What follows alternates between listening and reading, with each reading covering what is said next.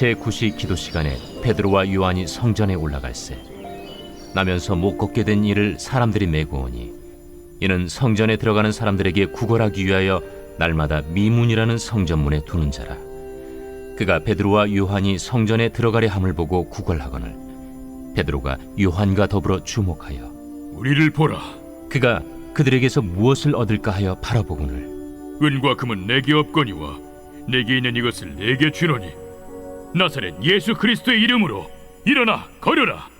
오른손을 잡아 일으키니 발과 발목이 곧 힘을 얻고 뛰어서서 걸으며 그들과 함께 성전으로 들어가면서 걷기도 하고 뛰기도 하며 하나님을 찬송하니 모든 백성이 그 걷는 것과 하나님을 찬송함을 보고 그가 본래 성전 미문에 앉아 구걸하던 사람인 줄 알고 그에게 일어난 일로 인하여 심히 놀랍게 여기며 놀라니라. 할렐루야. 온라인 말씀 묵상을 통하여 하나님께서 우리에게 은혜 주시기를 바랍니다.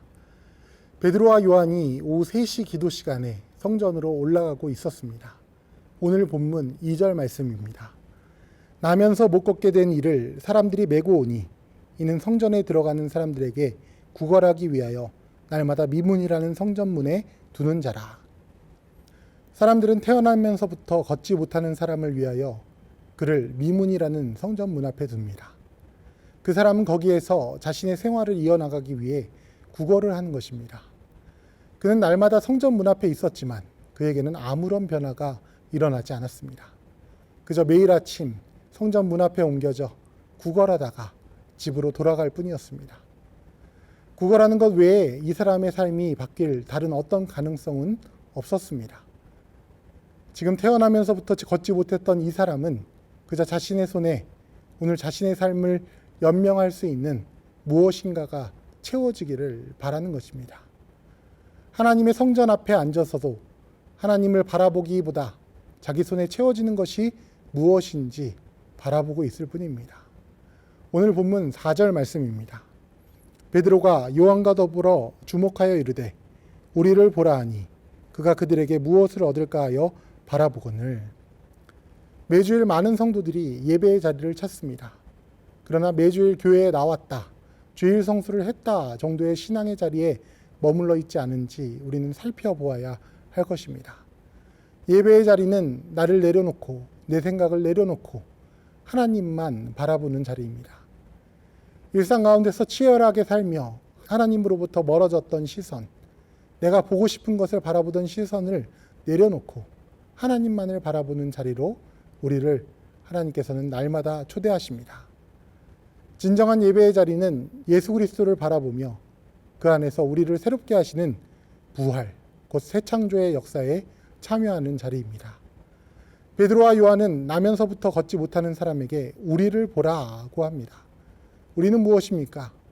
이어 나올 본문 3장 11절에서는 도리어 주목하는 사람들에게 우리 개인의 권능과 경건으로 이 사람을 걷게 한 것처럼 왜 우리를 주목하느냐라고 반문합니다. 베드로와 요한은 무엇을 보라고 하는 것입니까? 사람들이 메고 나오는데 그 사람은 태어나면서부터 걷지 못하는 사람이었다고 합니다. 원래 걷다가 다쳐서 못 걷게 된 사람이라면 회복과 치유가 필요한 것이겠지만 태어나면서부터 걷지 못하는 이 사람에게 필요한 것은 이제까지 없었던 것이 생겨나야 하는 것입니다. 불가능하다고 생각해서 생각지도 않았던 일이 일어나야 하는 것입니다. 우리는 어찌 보면 하나님을 바라보지 않고 나면서부터 걷지 못한 사람처럼 자기 손에 떨어지는 그 무엇만을 기대하고 있는지도 모릅니다. 그러나 그 손 안에 떨어지는 것은 우리의 삶을 결코 변화시킬 수 없습니다. 그것으로서는 내일도 오늘과 같은 일이 반복될 뿐입니다. 오늘 본문 5절에서 6절입니다. 그가 그들에게서 무엇을 얻을까 하여 바라보거늘 베드로가 이르되 은과 금은 내게 없거니와 내게 있는 이것을 내게 주노니 나사렛 예수 그리스도의 이름으로 일어나 걸으라 하고. 오늘은 그저 내 손에 무엇이 떨어질까 자기 손만 쳐다보고 있던 나면서부터 걷지 못하는 사람, 그 사람에게 베드로는 은과 금은 내게 없다고 합니다. 당신이 기대하는 것은 나에게 없다. 그러나 내게 있는 것을 준다. 나사렛 예수 그리스도의 이름으로 일어나 걸어라. 나사렛 예수 그리스도의 이름으로 일어나 걸어라. 오늘 본문 7절에서 8절 말씀입니다. 오른손을 잡아 일으키니 발과 발목이 곧 힘을 얻고 뛰어서서 걸으며 그들과 함께 성전으로 들어가면서 걷기도 하고 뛰기도 하며 하나님을 찬송하니. 나사렛 예수 그리스도의 이름으로 일어나 걸으라는 선포와 함께 오른손을 잡아 일으키니 한 번도 사용하지 않았던 발과 발목이 힘을 얻고 심지어는 뛰어서서 걸어다닙니다. 심지어 한 번도 넘어서지 못했던 성전의 문턱을 베드로와 요한과 함께 들어가 걷다가 뛰다가 하나님을 찬송하는 데까지 이릅니다. 구걸하던 그의 입술은 이제 하나님을 찬송하고 있습니다.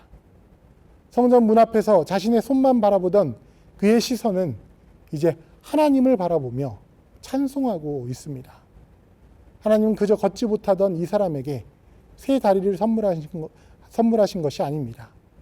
예수 그리스도의 이름으로 이 사람의 삶 전체를 송두리째 뒤집어 엎으시는 것입니다. 하나님은 우리의 새 삶을 창조하십니다. 예수 그리스도로 말미암아 우리에게 주어지는 부활의 복음은 병든 몸을 고치고 경제적 어려움을 채우시고 우리의 삶을 윤택하게 하는데 그치는 것이 아니라 이제까지 보지 못했던 세상을 보게 하시고 생각하지 못했던 것을 가능하게 하시고 우리에게 없던 것을 창조해내시는 하나님의 능력입니다. 우리는 건강이, 돈이, 다른 어떤 능력이 우리의 삶의 문제를 해결하는 척도가 되지 못한다는 것을 너무나도 잘 알고 있습니다. 그럼에도 불구하고 우리는 매일 성전 미문 앞에 앉아서 구걸하는, 나면서부터 못 걷는 사람처럼 항상 같은 모습으로 같은 것만을 바라보며 살아가고 있습니다. 그러나 우리가 매일의 삶 가운데 하나님을 인격적인 존재로 인정하고 하나님 사랑함으로 나아갈 때 하나님은 우리의 삶 가운데 놀라운 변화, 곧 새 창조를 행하시는 것입니다. 우리는 날마다 눈을 들어 하나님을 주목해야 합니다. 예수 그리스도의 복음을 바로 듣고 하나님 기뻐하시는 믿음 가운데 살아야 합니다. 이를 통해 하나님은 성령 충만하게 하셔서 우리의 삶을 변화시킬 것입니다. 오늘 본문 9절에서 10절 말씀입니다. 모든 백성이 그 걷는 것과 하나님을 찬송함을 보고 그가 본래 성전 미문에 앉아 구걸하던 사람인 줄 알고 그에게 일어난 일로 인하여 심히 놀랍게 여기며 놀라니라. 우리가 부활의 복음을 듣고 하나님 기뻐하시는 모습으로 신앙생활할 때, 곧 하나님을 사랑하고 성령 충만하여 살아갈 때 어떤 삶을 살 수 있습니까? 부활신앙을 경험한 우리의 믿음 생활은 나 한 사람을 변화시킬 뿐만 아니라 세상을 변화시키는 하나님의 능력, 세상의 모든 영역을 새롭게 지으시는 하나님의 능력이 됩니다. 우리를 주목하는 것이 아니라 예수 안에서 새롭게 된 우리 안에 역사하시는 하나님을 주목하게 됩니다.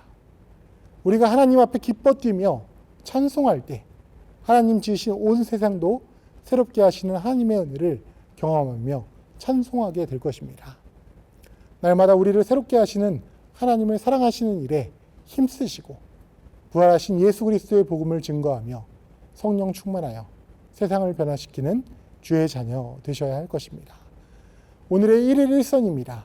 주변에 직장을 잃거나 시험에 떨어져 낙심한 사람들이 또한 또 격려가 필요한 사람들이 있다면 찾아가 다시 일어날 용기를 얻을 수 있도록 여러 가지 방법으로 격려해 봅시다.